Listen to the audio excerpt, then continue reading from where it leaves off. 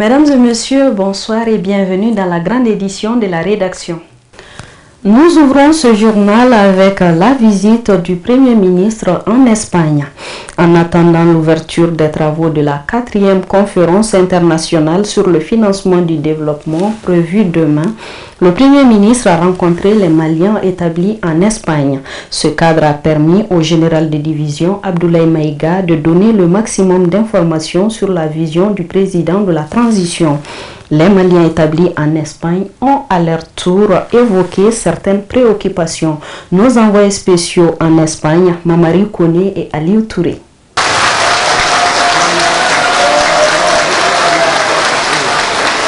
Les Maliens établis en Espagne soutiennent les autorités de la transition. Cette standing ovation à l'endroit de la délégation constitue un témoignage fort. L'hymne de la Confédération des États du Sahel, AES, et celui du Mali sont ensuite entonnés. Et que Saint-Esprit fertile de l'Afrique s'emballe tous déterminés. Les gens félix d'espérance, les guerres libres de confiance. Dans son mot introductif, l'ambassadeur du Mali en Espagne a magnifié les bonnes relations qu'entretiennent le Mali et le Royaume d'Espagne. Dans le cadre de son programme à Séville, Monsieur le Premier ministre, chef de la délégation du Mali, a voulu rencontrer, devrais-je dire, a tenu à rencontrer la communauté malienne et celle de la Confédération AES. Soyez remerciés pour cette belle initiative, Monsieur le Premier ministre, et saluons ensemble ces participants de l'AES venus répondre à votre invitation, nombreux et des diverses communautés et provinces d'Espagne. Le Royaume d'Espagne est un pays qui offre l'hospitalité à nos concitoyens et qui veut travailler avec le continent africain dans le cadre d'une relation stratégique à travers sa nouvelle stratégie Espagne-Afrique 2025-2028, qui accorde une priorité à l'espace Sahel. La diaspora malienne en Espagne est estimée par nos sources à plus de 60 000 personnes. Elle constitue la deuxième diaspora de nos compatriotes en Europe. Nos concitoyens maliens vivent dans les différentes localités du pays et travaillent dans divers domaines d'activité, surtout dans le secteur primaire. Ils ont une bonne réputation auprès des autorités locales et leur nombre augmente à travers les voies de l'immigration. Les Maliennes et les Maliens d'Espagne se sont mobilisés à tous les grands rendez-vous de la refondation du Malikoura pour lesquels ils ont été sollicités et à chaque fois que la fibre patriotique le commandait, tout simplement. Prennent part à la rencontre du jour les Maliens, les Nigériens et les Burkinabés. En un mot, les ressortissants de l'AES. Dans les différentes interventions, les Maliens établis en Espagne ont salué les autorités de la transition pour les efforts consentis, tout en évoquant quelques préoccupations comme l'accès aux documents administratifs, le problème des visas, entre autres. Tellement on est content et on ne sait pas qu'est-ce qu'on dit. Parce que le Premier ministre, il a tout dit. On est tellement content qu'il nous a répondu à notre besoin. Il a tout ramassé notre besoin. Nous, en tout cas, en tant que le président du Conseil de base des Maliens de l'Espagne, on soutient la transition 100%. Et pour dire qu'on va encourager, nous sommes derrière de la transition. Et les gens vraiment chaleureux et fructueux. Et nous sommes vraiment ravis jusqu'à tel point que les mots même nous manquent. Depuis 2007, c'est la première visite officielle de l'État malien ici. 2007-2025, pratiquement 18 ans. Donc maintenant, aujourd'hui, nous nous sommes vraiment sentis maliens. Et encore, nos remerciements à nos autorités actuelles. Bon courage à eux, vraiment. On peut maintenant retenir vraiment l'utilité de l'ouverture d'un consulat général au nom des Maliens établis en Espagne. Avant de répondre aux différentes préoccupations évoquées, le Premier ministre a salué cette forte mobilisation des Maliens établis en Espagne autour de la transition. Il en a profité pour expliquer la vision du président de la transition à nos compatriotes d'Espagne. Excellence le général d'armée Assimi Goïta, président de la transition, chef de l'État, vous transmettre tout d'abord ces chaleureuses félicitations et remerciements pour l'accueil très chaleureux qui nous a été réservé. Et remercier également les autorités espagnoles pour leur implication, pour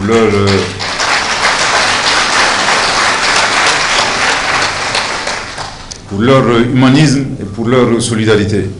Après la présentation de l'ambassadeur, nous avons noté avec une grande satisfaction le rôle positif que joue la diaspora malienne et les Maliens établis à l'extérieur ici dans le développement économique et social de l'Espagne. Donc je voudrais vraiment au nom du chef de l'État vous encourager et vous exhorter à respecter davantage les lois du pays d'accueil, à savoir l'Espagne. Je voudrais également, au nom du chef de l'État, confier la diaspora malienne, nos compatriotes qui sont ici, aux autorités espagnoles, jusqu'à présent, et nous leur demandons d'accroître, si possible, tous les gestes de bienfaisance à l'endroit de nos compatriotes. Les représentants des jeunes, des femmes et d'autres intervenants ont apporté leur contribution au cadre d'information. Quelques instants après, le Premier ministre a présidé la réunion de coordination à laquelle on prépare tous les membres de la délégation. Les premiers Jeux de l'AES ont pris fin hier par une cérémonie riche en couleurs tenue au Palais des Sports. Le Mali est vainqueur au classement général avec 59 médailles. La cérémonie de clôture a enregistré la présence des ministres en charge des sports des pays de l'AES. Moussa Diabati. L'AES toujours unie, toujours résiliente et toujours forte. Après une semaine de compétition dans les 9 disciplines, le Mali s'est classé premier avec 59 médailles réparties comme suit. 27 or, 21 argent et 11 bronzes. Le Niger se classe deuxième avec 48 médailles. 20 or, 10 argent et 18 bronzes. Et le Burkina complète le podium avec 57 médailles. 14 or, 28 argent et 13 bronzes. Nous avons vécu une cérémonie de clôture très riche en couleurs. Et il y a des motifs de satisfaction. Toute notre gratitude à nos 3 leaders qui ont eu la commune vision d'instruire l'organisation de ces Jeux. Nous sommes très fiers. Vous avez vu le spectacle, à l'ouverture, à la fermeture. Les gens se sont donnés. On avait l'impression que c'était des Jeux à un niveau encore beaucoup plus élevé. C'est pour dire que nous pouvons relever tous les défis lorsque nous nous donnons la main. Et je pense qu'aujourd'hui, c'est le résultat que nous avons eu et nous en sommes très très fiers. Ces premiers Jeux de l'AES ont été un plus pour les athlètes. Particulièrement pour nous, elle se déroule 3 semaines avant le championnat d'Afrique et ça fait en quelque sorte office d'une mise en jambe avant de rencontrer l'échéance continentale. Et voilà, ça permet surtout de renouer les liens entre les pays de l'AES. Ça a été une semaine merveilleuse, on a été bien accueillis, bien installés.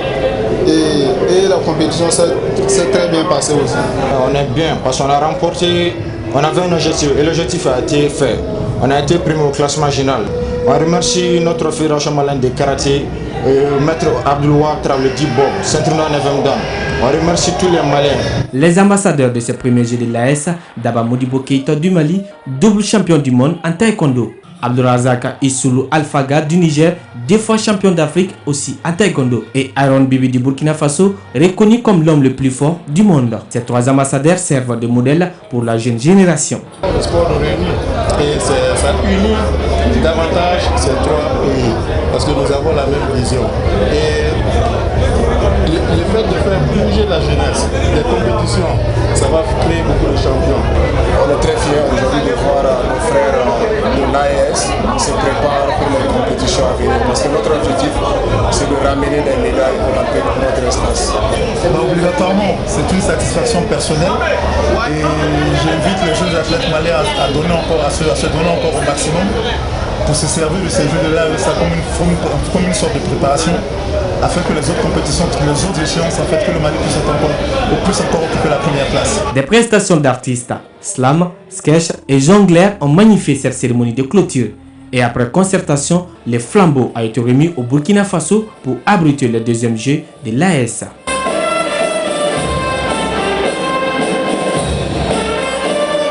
Journée de dons de médicaments et de consultations gratuites au bénéfice des populations vulnérables de Kati. L'initiative est à l'actif du comité syndical de la santé et de l'action sociale du district sanitaire de Kati en partenariat avec le CESCOM de Kati Sanafara. Kunandi Bamani.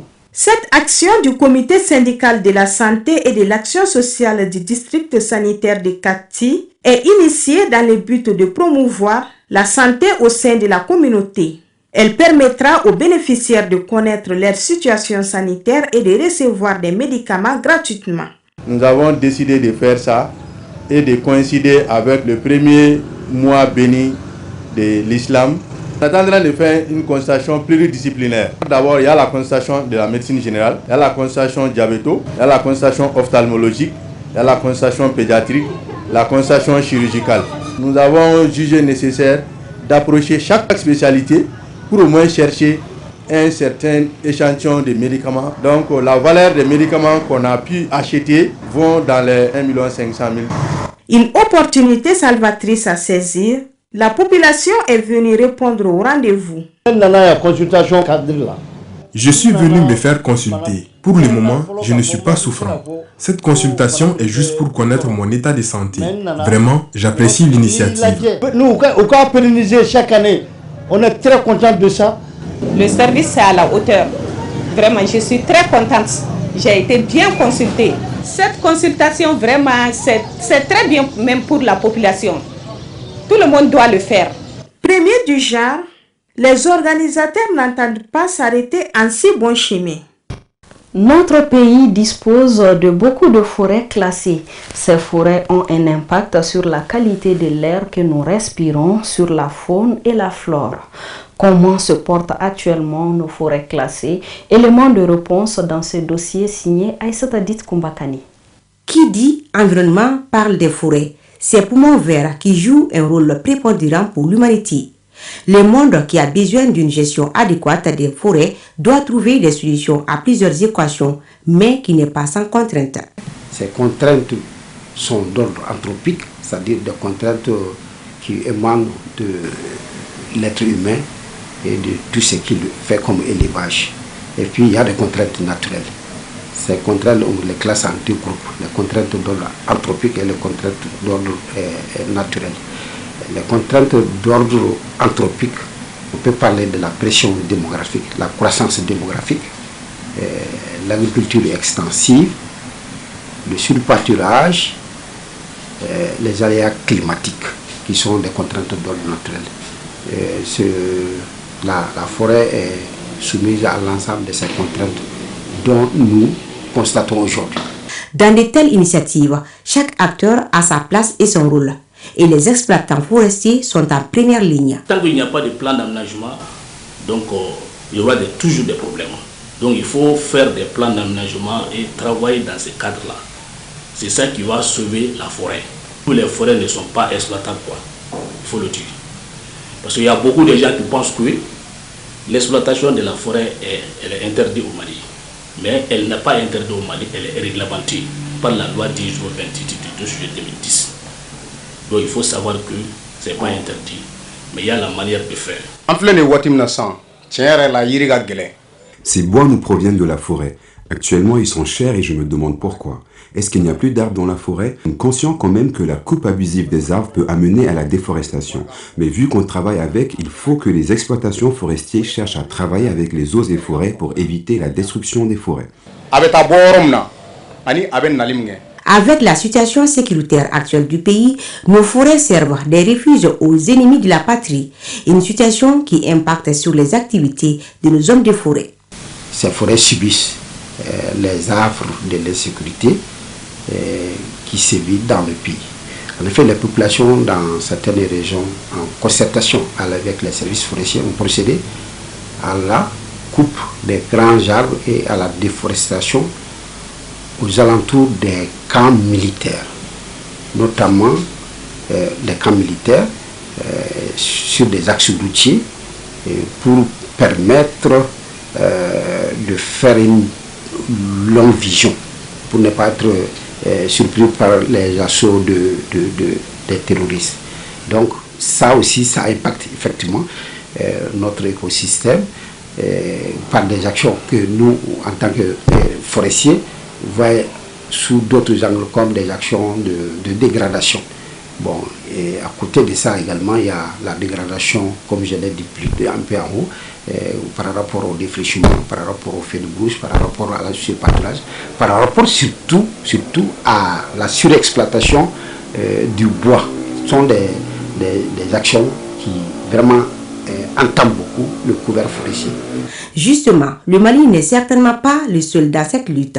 Avec la Confédération AES en marche, des efforts sont consentis en termes de gestion environnementale. Pour le lancement de la 26e édition de la 15e de l'environnement, le Premier ministre a procédé à la plantation du premier plan dans un bosquet dédié à l'AES, en présence des 3 ministres de la Confédération. Donc ça, c'est pour marquer d'un saut l'engagement du Mali et des autres pays à la sauvegarde de l'environnement.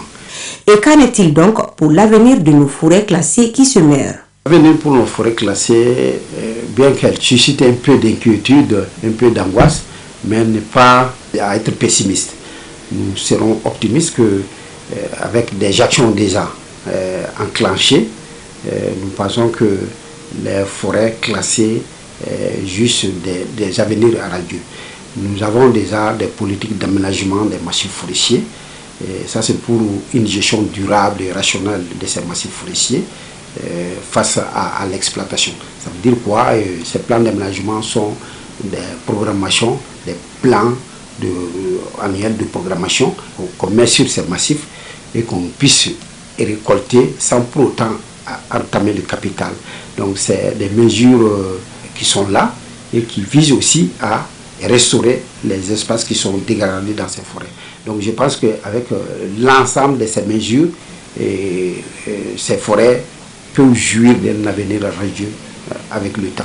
En somme, pour la protection et la conservation de l'environnement, j'allais dire, nos forêts, chacun doit jouer sa partition dans le maintien de l'équilibre de l'écosystème au Mali. Le groupement citoyen et droits humains a lancé ce matin la 12e édition du concours jeunesse et citoyenneté, éducation à la paix, au civisme et au vivre ensemble.